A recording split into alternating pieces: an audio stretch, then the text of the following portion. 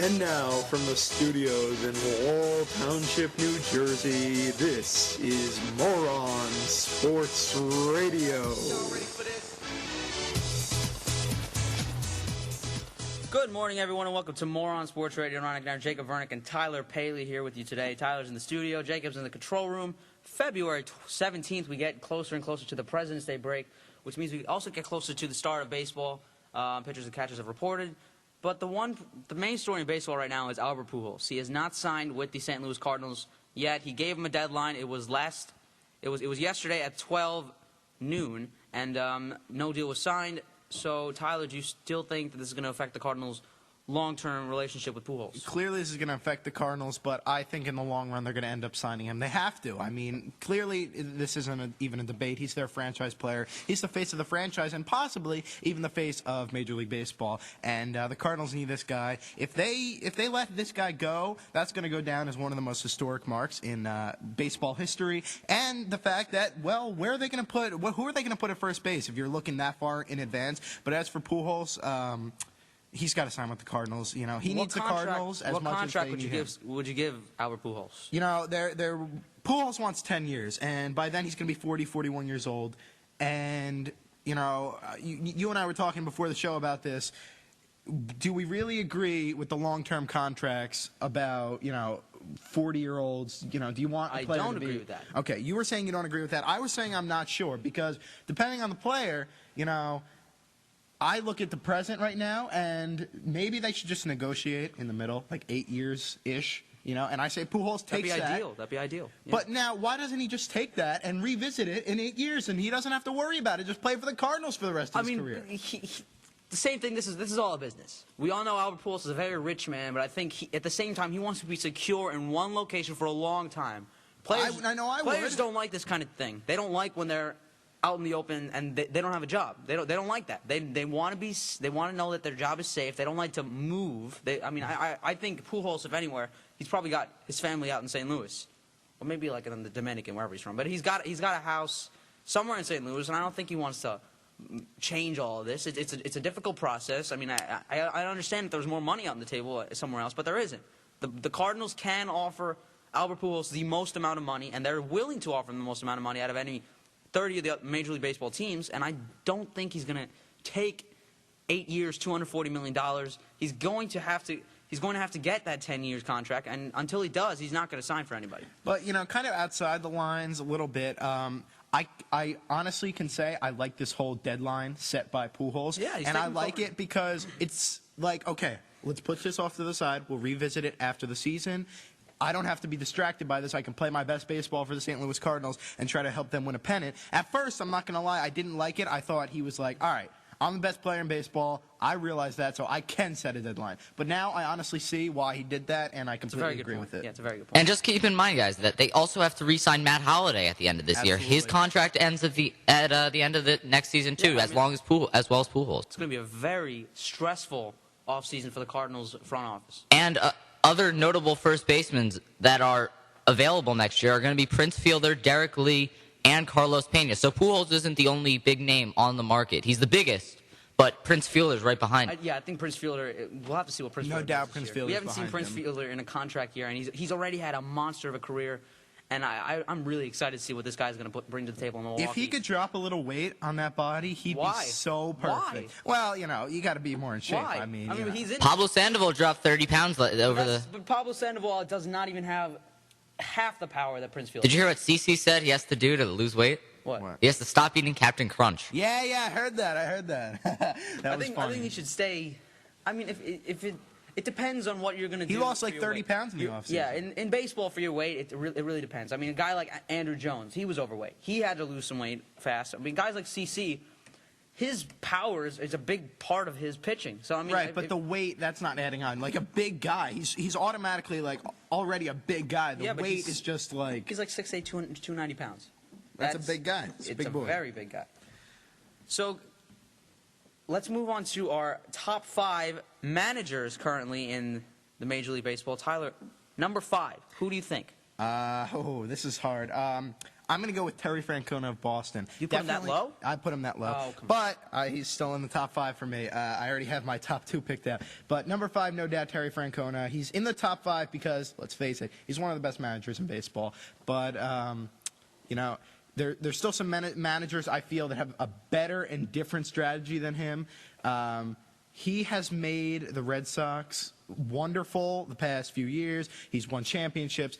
I love this guy. Definitely in the top 5. I think the reason that you're putting him down 5, I'd keep him up at like 1 or 2, because I mean, you're kind of overlooking him. I know he won a World Series 3 or 4 years ago. He's won 2, hasn't he? But yeah, 3 or 4 years ago he won the 07 one, and the one before 04 that was spectacular. But I mean, you're overlooking what this guy does with the Red Sox. The Red Sox were supposed to be the best team in baseball this coming season. Injuries in the pitching staff, some on the field troubles too, and the Red Sox still, I think they had like 80-something wins. It was a really good season for the Red Sox, despite, you know, they were. Jacob, who do you think do you think Francona should be up higher or I think he should be higher. I think he should be higher too. I think he's more of a 3 or a 3 or a 2 in my rankings.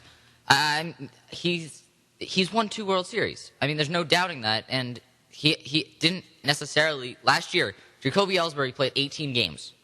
He's a young kid, and he's really good too, and they need him to win. And I think that not having him push the Red Sox out. If a team out. doesn't have their offensive jump starter, I'm going to say, I think Ellsbury's that guy.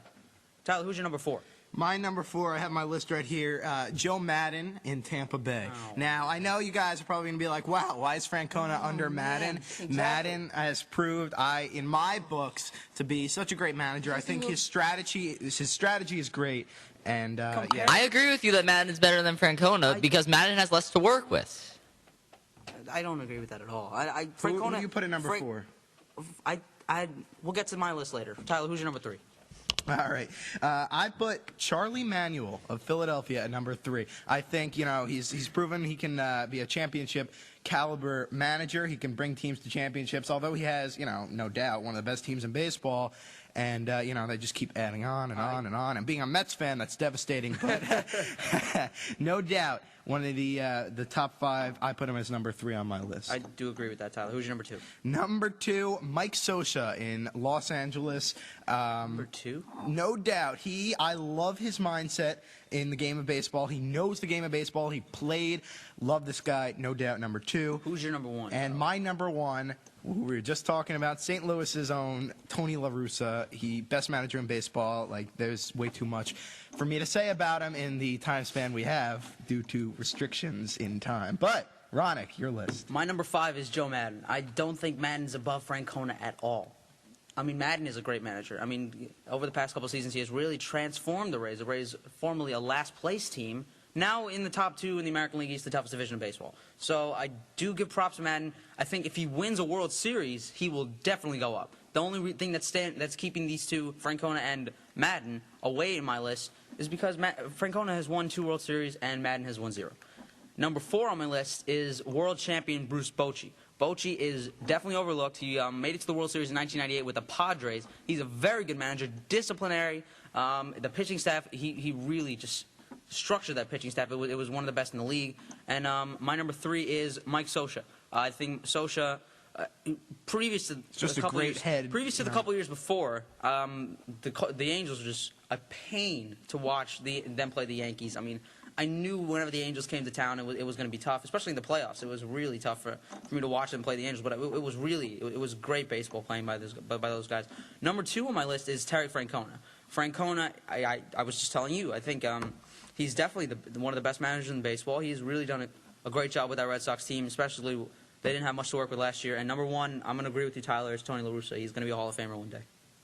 I really think he's probably one of the best managers of all time. And this list is kind of like a little restricted because no more Bobby Cox, no more Joe Torre, no more Lou Piniella. They all retired this year, Tyler. Which will bring us to another subject. Tyler, who do you think would be a good manager in the future? Of all the players that are playing now, who do you think would be a good manager? Whew. You put me on the spot here. Keep in mind, catchers usually make the best managers. Joe Girardi, Joe Torre, Mike Scioscia, all catchers. Yeah, just keep that in mind. True. That's very true. And I think it's because they have to know the game more than anybody else. Not only do they have to be a position player at the catching position, but they also have to know how the defense is set up, where to bat. You know, they're always usually the 7 or 8 hitter, of course, on normal circumstances. Hey, I put you on the spot. I'll give you my pick. I mean, I think the Red Sox captain, Jason Varitek, will be a great manager. I agree with that. One day he's going to be a great manager. He could take off for the Red Sox, any team, but he has been there. He's won championships. He's caught no-hitters before, and he also, at one point, was a very good hitter for the Red Sox. He has baseball instinct. He knows what the game is. He knows what he's doing. He's going to be a really good manager. Another good manager will be Alex Cora. Alex Cora has been a utility fielder his entire life. He's also seen it all, maybe not been a part of it all, but he'll know what he's doing in the dugout one day. And I'm pretty sure I don't know why you didn't pick him, but no doubt in my mind I'd have to say Derek Jeter. All right. Here's what I'm going to say. Michael Jordan tried to coach, didn't work out. Nolan Ryan tried to coach, didn't work out. You know why? Expectations for them are way too high. Legends usually never succeed in managing or coaching. I think Jeter knows the game of baseball, like, to an extent in which he would make such a great coach. Like, coach, manager, whatever position you want to hire him as. Jeter would be a very good front office guy. No. See, I completely disagree. I don't think he has. I don't think he'd be a good manager, Tyler. I think he'd be a great manager. I don't know. I really don't know. I mean, we'll have to come out and see. Jacob, who do you think would be a good manager out of the couple that we've just given you? I would say Varitek would be the best. I mean, I understand, but I agree with Ronick about Jeter and the expectations being too high. The legends have never worked out. And I just want to throw in a question for you guys. Who do you think signs first, the NFL labor agreement or Albert Pujols? NFL labor agreement. Yeah. They're going to sign eventually. There's no doubt about that. Do you think there will be a 2011 football season? Yes, they're going to lose so much money if they don't sign this. They're not that stupid. It's just a scandal. I mean, these are all greedy owners and people. That's why people don't like. They're hundreds of $1 million apart right now. And they want how much more? Is that going to really affect their everyday life? Are you kidding me? Billionaires versus millionaires. That's what happened in the '94 strike in baseball. People weren't very happy about that, and I don't think that they're going to let something like this happen again. So you're saying the labor agreement will be before Pujols? Oh, yeah. Easy. Oh, yeah. Do you think the labor agreement will be signed before the deadline, March 3rd? No.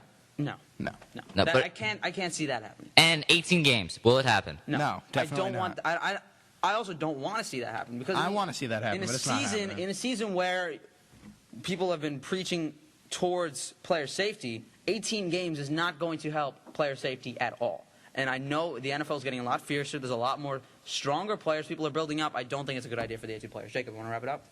Yeah, sure, guys. That'll do it for Moron Sports Radio. Jacob Vernick in the control room, Ronick Nair, Tyler Paley in the studio. Our fun fact of the day: the average lifespan of a Major League Baseball is 7 pitches.